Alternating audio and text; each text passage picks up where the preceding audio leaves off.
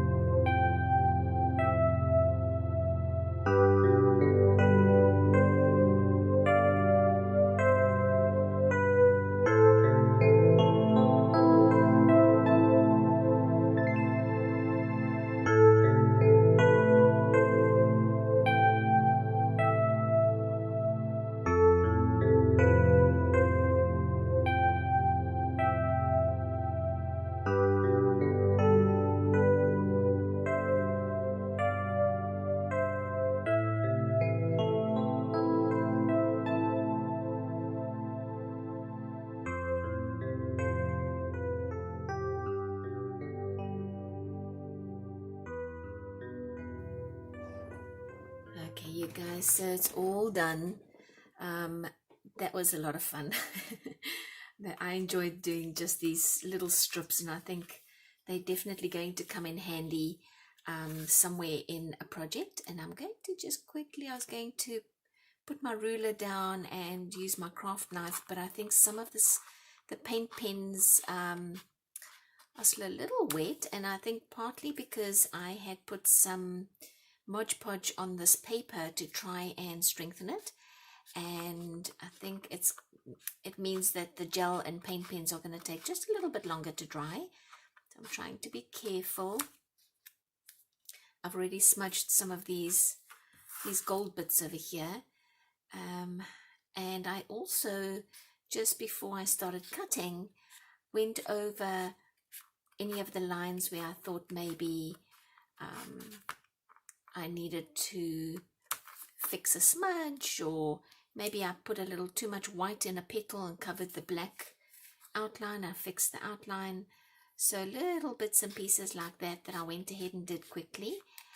But I think these turned out really beautifully, and I know I'm going to be able to use them in collage projects, as edgings, just, you know, here, then, everywhere, maybe on a greeting card later. Just, that's not a decision for today. Decision today was to doodle on an old book page and create something beautiful, and the rest will come later. Okay, there we go. I had no particular reason for painting the back black, other than I thought it might strengthen the old book page, but I had no real reason. You know what I think? I think I would like to do specifically on this one is, sorry, I shook the table, guys, I'm sorry. Specifically on this one, I wouldn't mind taking a piece of lace, white lace, and slipping it underneath the sky and sewing it down. I think that would be beautiful. Let's see, do I have a piece of lace that I can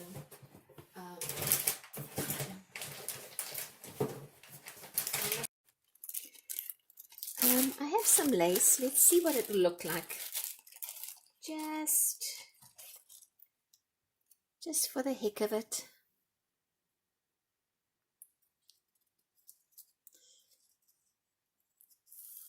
Look at that. Oh gosh, that would be so pretty.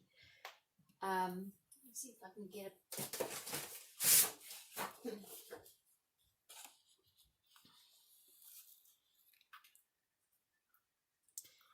Come on, you. Put the lace down. And then, oh, clumsy, clumsy.